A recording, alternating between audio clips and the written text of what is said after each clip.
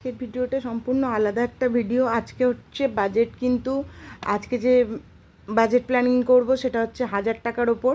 তো 1000 টাকার ওপর বাজেট প্ল্যানিং কিভাবে কি করছি, তো চলুন দেখে নিই ভিডিওটা। পুরো ভিডিওটা অবশ্যই দেখবেন। চ্যানেল নতুন হলে চ্যানেলটি সাবস্ক্রাইব করবেন। ভিডিওটা ভালো লাগলে লাইক কমেন্ট শেয়ার করবেন। তো নমস্কার বন্ধুরা, কেমন আছেন সবাই? আশা করি ভালো আছেন। সব বড়দের প্রণাম, ছোটোদের ভালোবাসা জানিয়ে শুরু করছে আজকের ভিডিও। আজকের এই ভিডিওটার জন্য কমেন্ট করেছিল আমার একটা ভাই ইউটিউবে, যে 1000 টাকার উনি পিজিতে থাকে আর পিজি থেকে দুবেলা খাবার দেয়, মানে লাঞ্চ আর ডিনার। তো 1000 টাকার মধ্যে বাকি সন্ধ্যের আর সকালের টিফিনটা কিভাবে ম্যানেজ করবে সেটা নিয়ে একটা ভিডিও দিতে বলেছিলেন। তো এইটাই ওনার জন্য এই ভিডিওটা নিয়ে এসেছি। তো আমি প্রথমে এটাকে দুরকমভাবে দেখাবো ভিডিওটাতে, যাতে বোঝাতে সুবিধে হয়, বা দুটোর মধ্যে যে কোনো একটাই আপনি কিন্তু চুজ করতে পারেন। আপনার যেটা মনে হবে সুবিধে সেটাই বেছে নিতে পারেন। তো প্রথমে আমি যেটা করবো, 1 নম্বরে আমি হচ্ছে 1000 টাকা থেকে কিন্তু 20% 200 টাকা আমি সেভ করে নেবো। এটা কিন্তু একটা পোস্ট অফিসে গিয়ে একটা আরডি করে রেখে দেবে।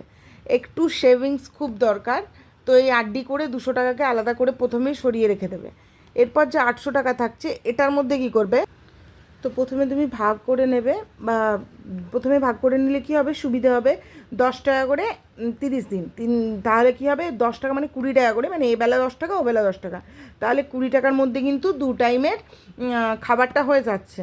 আর হচ্ছে 10 টাকা করে আর কি, আর 5 টাকা করে যদি তোমার মানে চায়ের নেশা টেশা থাকে, সেক্ষেত্রে এই 5 টাকা করে কিন্তু চায়ের নেশাটা মানে চায়ের জন্য, ঠিক আছে। আর যদি পসিবল হয়, তুমি যদি বাড়িতে এই স্টেপ 2টা ইউজ করো, তো এইখানে যাকে আগে স্টেপ 1টা ক্লিয়ার করে দিই।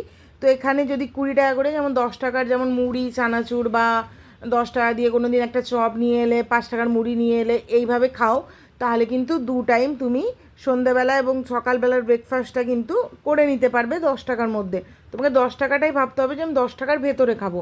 তো 10 টাকার ভেতরে কিন্তু মুড়িটা আমাদের বাঙালি পরিবারে অবশ্যই অ্যাভেলেবেল হয়। বাকি অন্য খাবারের ক্ষেত্রে যদিও একটু প্রবলেম হবে, কিন্তু তারপরেও। আর যেদিন ধরো মুড়ি নিলে, তুমি ধরো 5 টাকার মুড়ি খেলে, সাথে একটা চপ নিলে, আরও 5 টাকা 10 টাকায় হয়ে গেল। আর কোনো দিন যদি একটা মানে 5 টাকা করে যে বিস্কুটের প্যাকেট দুটো খেয়ে নিলে সন্ধেবেলা, এরকমভাবেও তুমি খেতে পারো। বা 5 টাকা করে যদি সন্ধেবেলা চা খাও একটা, তার সঙ্গে একটা 5 টাকার বিস্কুটটা খেলে, তাহলে আরও যে 5 টাকাটা রয়ে যাচ্ছে, সেই 5 টাকা দিয়ে পরের দিন তুমি 15 টাকাটা দিয়ে কিছু খেলে, এইভাবে তুমি ম্যানেজ করতে পারো। আর না হলে আরেকটা যেটা স্টেপ 2, এটাই আমি যেটা বলেছি, এই 800 টাকা প্রথমে কিন্তু 200 টাকা আমি এটাতেও আরডি করার কথাই আগে সাজেস্ট করব। কারণ ছোট ছোট করে প্রথম থেকে যদি একটু সেভিংস করা যায়, তাহলে কিন্তু পরবর্তী সময় এটা খুবই কাজে লাগে। তো যেমন এখানে দেখো, আমি তোমাকে এটাই বলেই দিলাম যে মুড়ি নিয়ে এলে ধরো 2 কিলো, 50 টাকা করে কিলো হলে 2 কিলো 100 টাকা হয়ে গেল। তুমি দরকার আরও 1 কিলো বাড়াবে যদি তোমার সেটা কম মনে হয়, তো 3 কিলো নিয়ে এলে, এইভাবে একটা ড্রাম নিয়ে এলে, ওর মধ্যে কিন্তু তুমি রেখে দিলে। রেখে দিয়ে তুমি কী হবে, এতে অনেকটা কম পড়বে। তুমি প্রত্যেক দিন তুমি এবার কী করবে, এই মুড়ির পয়সাটা রেখে দিলে, এবার তোমার বাকি যে ছোটোখাটো জিনিস, যেমন ধরো একটা সাবান নিয়ে এলে দুটো 10 টাকাওয়ালা, একটু শ্যাম্পু নিয়ে এলে 10 পাতা, 1 টাকার যে প্যাকেটগুলো আছে, একটা হেয়ার অয়েল নিয়ে এলে 30 টাকার, এইভাবে কিন্তু তুমি 200 টাকা খরচা করতে পারলে আরও, ঠিক আছে। 160 টাকা ধরো 200 টাকা খরচা করলে। আর এখানে কিন্তু এই যে আরও 10 টাকা করে যে 300 টাকা তুমি ওই যে মুড়িটা নিয়ে এসেছো আগে থেকেই, এই যে এখানে 200 টাকা আমি খরচা করলাম সাবান শ্যাম্পু হেয়ার অয়েল আর মুড়ি নিয়ে, ঠিক আছে। এখানে যে 200 টাকা খরচা, যদি 160 টাকা খরচা হয়েছে, আমি আরও 1 কিলো মুড়ি বাড়িয়ে দিচ্ছি, তাহলে ধরো এখানে 200 টাকায় খরচা হয়ে গেল, ঠিক আছে। এরপর যে এই 800 টাকার থেকে 200 টাকা গেলে 600 টাকা থাকছে।